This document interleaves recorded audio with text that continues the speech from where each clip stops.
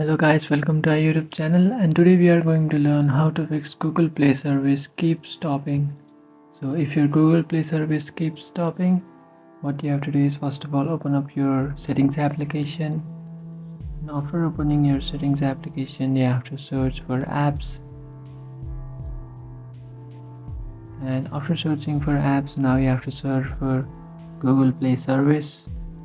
And here you can find Google Play service. You just have to tap on storage and cache, and you have to clear your cache. And after doing that, you also have to search for Play Store. And after searching for Play Store, now you have to tap on storage and cache. And after doing this, you should have to restart your device. And after restarting your device, try to open your Play Store application. And after opening your device, your problem might be fixed.